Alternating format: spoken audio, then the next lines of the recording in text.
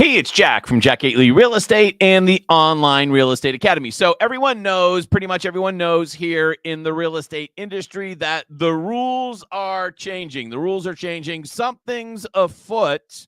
Something is afoot. Oh, boys. The audio is working. Just want to check. Something is afoot with the rules. They're going to be changing fairly soon. And nobody knows exactly what those are. So I have some notes, and I wanted to kind of work with you today about a strategy that you can start to implement today that will make you successful, put you in a position to win no matter what those rules are, right? Because we nobody really knows exactly. Everyone thinks it's going to be the settlement. Who knows? But no matter what the rules are in the future, let's talk about a strategy that can put you in a position to win going forward. And by the way, at the end, I'm going to disclose to you, and I'll tell you right up the front, none of this is actually groundbreaking. You know the thing. I didn't invent any of this, but I can testify to it that it works. In fact, this channel is actually proof of that. So let's get into it. So generally speaking, I want you to think about creating content, marketing that is tilted towards the seller side. The seller side. I think that's the safer marketing strategy going forward. Now, I want you to think about what we're going to talk about in this video as a long-term strategy, not as something that is going to produce for you, this month or this quarter, but a career opportunity, it might produce something for you this quarter, but think of it more as a long-term strategy, a career. And as I said, again, we have our notes here. Of course, let's just take a quick step back. You cannot skip the basics. Don't launch this strategy that we're going to talk about today if you aren't already doing the basics. Which, Jack, what are the basics? If you're a new agent or any place in the spectrum of your career, if you haven't yet made a list of everyone you know, and if you have a significant other to help you with that, and you haven't put it on a computer spreadsheet like Google Sheets, it's free. Or, worst case scenario, put it down in a notebook with a pen, whatever it is. And you also have some method to contact them, whether that's a mailing address, an email, a phone number, whatever it happens to be, direct message on social media. And you're not reaching out to those people on a systematic basis over the course of the year to ask them a very simple question. Who do they know that's buying or selling in the next 30 to 90 days? And if you're a new agent in this business, you can call up Aunt Sally and say, hey, Aunt Sally, I'm starting my real estate career. Could you help me? Aunt Sally, who do you know that's buying or selling in the next 30 to 90 days? If you're not already doing that, that's the first thing. Stop this video. No, watch the whole video.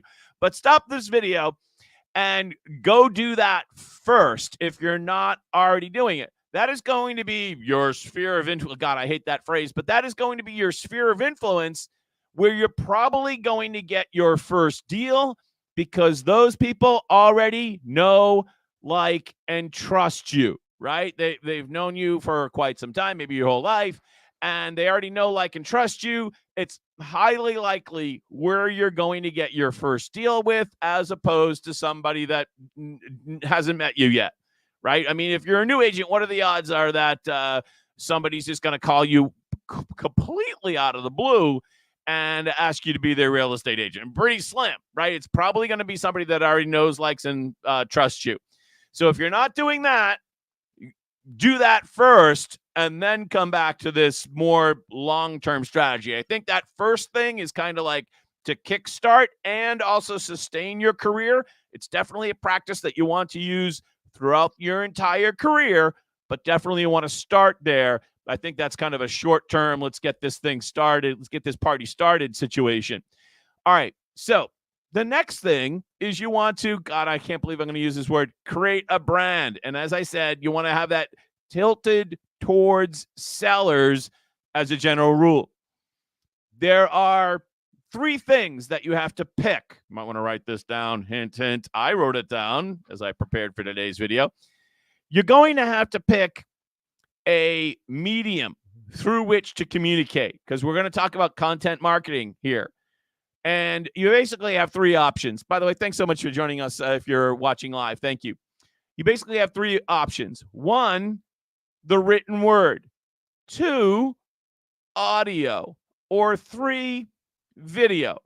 So as you know, I chose video. I'm not a bad writer, but writing takes a long time for me. I would produce 10% of the content if I had to write it all down. Yeah. I'm good at bullet points, and I can, kind of riff from there. So that's what works for me. Everyone's different. Written, audio only, or video. This is basically your 3 choices, right? Once you kind of find which one of those works for you, what you're the best at expressing yourself, I guess you could also think about the still images as well. If you want to think of that as a 4th category, I don't think it's as effective. But whatever mode of or medium of communication you want to pick one. Those are the top 3. Then you want to think about the topic that you're going to talk about. It's probably not going to be real estate. I was on the phone with one of my agents yesterday, and we came up with a couple of different topics. You could talk about cars. Maybe cars are your thing. Maybe you love classic cars, or maybe you love NASCAR. Maybe you're a new mom and you could start a blog about being a new mom in the town you live in. Ooh, that's actually a really good idea, because usually with the growing family, those are people that tend to buy and sell real estate. Hint, hint, might be a really good market. I know there's some, not me, but I know there's some people that actually create content around divorces, because when people get divorces, in fact, my first client ever selling a house was somebody getting divorced, two people getting divorced. That's a whole specialty, right? It's a whole specialty, but it doesn't have to be anything to do with real estate. It could be bird watching. I don't really care what it is. We have Cape Cod Canal right down the street from us, 10, 15 minutes away. And there's this entire community of people who fish the Cape Cod Canal. They are fanatics about it. Some of them are like super quality. I mean, they fish for mostly striped bass in the Cape Cod Canal. And there's a lot to learn about fishing the Cape Cod Canal. There's all sorts of strategies. Things change nearly on a daily basis. If you created the #1 blog or podcast or video about fishing the Cape Cod Canal for striped bass, you would have a significant following. You would be what I would like to call micro or nano famous. You would probably have 3,000 or 4,000 people who watched your content on a semi-regular basis. And when it was peak season, probably maybe even more than that, because a lot of people that are into fishing the Cape Cod, a lot of people. And once you draw some type of audience into your orbit, now you've moved from step 1, which is what we talked about in the beginning of the video, people that you already know. Now you've expanded the audience, the number of people who actually know, like, and trust you. We're getting back to step 1, right? Grow your initial sphere. Now you've used social media to grow your the list of people who know, like, and trust you. They know and like and trust you because you're the guy that writes the blog about striped bass fishing on the Cape Cod Canal. Now, the other thing that you have to pick, other than the medium that we talked about, other than the topic that we talked about, which obviously should be something that you're totally passionate about, being a mom in some new town, fishing, bird watching, cars, whatever the topic is, You then have to pick the platform to deliver this content. And there are a lot of options available. It's got Instagram, Facebook, Substack, YouTube, podcasts. There are a lot of options. Highly likely, you want to pick a platform where your audience already is at. So if you're looking at new moms in, Spokane, Washington, I think my gut feeling that's going to be either Instagram or Facebook. Probably Facebook. That's just my gut feeling, but you would know better. And maybe you create a new moms group for new moms of Spokane, whatever the platform is. I do YouTube. Why do I do YouTube? Well, because my topic is real estate, my medium is video, and my audience is basically real estate agents. I want real estate agents to join my agency, and I want people to take my real estate class. I own a real estate school here in Massachusetts, as you know. And I also, just because people see that I'm doing it, I pick up clients this way. Do I make money from the ads? Hell no. Although I did, I actually made like $325 from one video earlier this year. It's got like $16,000, $17,000. And I was like, okay. But but usually I make like $3 a video. It's not about the advertising revenue. It's about the money I make off platform. Do I do this because I love it? I probably would do it anyways. Yes. But it's not about the advertising.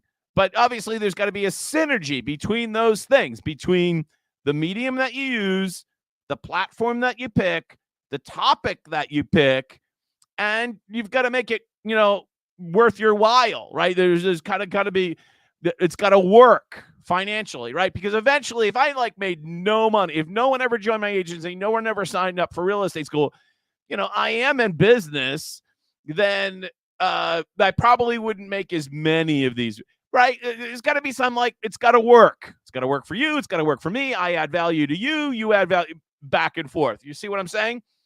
Once you get this audience, you can then earn the right to ask them for your support. Hey, if you like this blog about fishing the Cape Cod Canal and you might consider moving to Cape Cod, let me be your real estate agent. That's another way of asking the same question. Hey, who do you know that's buying or selling in the next 30 to 90 days? You see, Aunt Sally, you've known her all your life. She's known you since you were born, right? So you already earned the right to ask her, hey, Aunt Sally, can you help me out? But with these other people who maybe you've never even known before, you have to earn their attention. You have to earn their trust, and they have to like you. That takes a little time. But once you get there, you now have a solid base to build a business. And it could be real estate, or it could also be all of a sudden you might find that you're selling more fishing lures than you are houses. But you have this base, this audience that I don't want to say monetize, but let's just say monetize. And is this new knowledge? No, this is not new knowledge, but I'm here to tell you that it works for my YouTube channel. It's working for me, and I know it can work for you if you stick with it. The other day I was listening to the podcast, My First Million. And I don't know if you're not familiar with it. You might want to subscribe to My First Million. And I tried to find the soundbite where they covered this, but they had this guy that they were interviewing, and he literally said, the new wave where you can make money is if you have an audience. And of course, most of you already know, like Mr. Beast, and he's doing that, and Emma Chamberlain, in case they're all doing that, right, with their audience. But that opportunity is also available in so many verticals, in so many micro or nano markets that would still provide a very good living for your average person. Not everybody has to be Mr. Beast. Certainly I'm not, right? But creating content works for me. I'm telling you, it can work for you if you give it time. That's why if you're just starting off, you might want to kickstart things by looking at your base of people who already know you, and then use social media through some type of strategic use of it. Just not kind of scatterbrain posting up the infographics that your corporate office gives you. No, think about developing an audience based upon a topic which you love and have passion for, a topic of which other people love and have passion for, a medium for which you feel comfortable in communicating, and then you pick that platform where they're already at. Okay, got the formula? And now, this is, again, not something that I invented in any way, shape, or form. I want to give you a book recommendation. And if any of this strategy sounds familiar, it might sound familiar from Gary Vaynerchuk. In fact, he's got a book coming out. And no, I'm not going to post the link, and I'm not getting an affiliate income or nothing like that. This is just Gary's taught me a lot over the years, and I think you should buy his book. I have it on Audible. I'm an Audible subscriber, and so I'll be using some of my credits to get the book myself. So I'll be buying it basically through my Audible subscription. But no, there's no link, and I don't get a subscription or affiliate, nothing. I just think it's a great idea. Day trading attention, how to actually build brand and sales in the new social media world. I think it comes out in about a month or something like that. You can buy it on Amazon. You can pre-order it. I think it's like $28 for the hardcover, or Audible or Kindle version. Yeah, just go over there on Amazon. You'll figure it out. Gary has, for 15 years or more, championed this concept, right? And it's absolutely positively true if you want to apply it in real estate. And once you have that audience, it doesn't really matter what the rules are going to be from all these lawsuits, because you'll have an audience, you'll have a base much stronger than just the people that you know, much wider than Aunt Sally and Uncle Harry. You'll have people that know you because you're micro. I mean, I got to tell you, like the other day, I had to the guy for the boiler had to come, right? This is actually the second time they've come in like last month. And so I walk out to the driveway. The guy pulls in the driveway of the service truck, and I was like, "Hey, how you doing?" And he looks at me and he says, "Are you in real estate?" And I said, yeah. And I was like, uh-oh, what did I do wrong? And no, he laughed. He's like, "I took your real estate course back in 2017, and I never took the exam. I'd love to take the class again." So he knew me. I didn't know him. But like, when you get to the point where people recognize you for whatever, you're walking along the Cape Cod Canal with your fishing rod and people start stopping you because they recognize your photo from the blog that you write about. You see what I'm saying? Right? And then you've earned the right to ask for their business eventually. All right, so let's just see if we have any. No, we don't have any comments today, which is fine. I've rambled on for a really long time. Start to think about your topic, your platform, and your medium. All right, your medium is going to be audio, written, or video. Platform, Instagram, Facebook, Substack, whatever. And of course, your topic, we talked about that. Whatever the topic is that's passionate to you, where there's also some other, at least critical mass of people that it's passionate to them as well. All right, I'm Jack from Jack Gately Real Estate and the Online Real Estate Academy. Have a great day. Go make some money. Bye-bye. Oh, gosh, where's the button? Oh, there we go. All right. Bye-bye.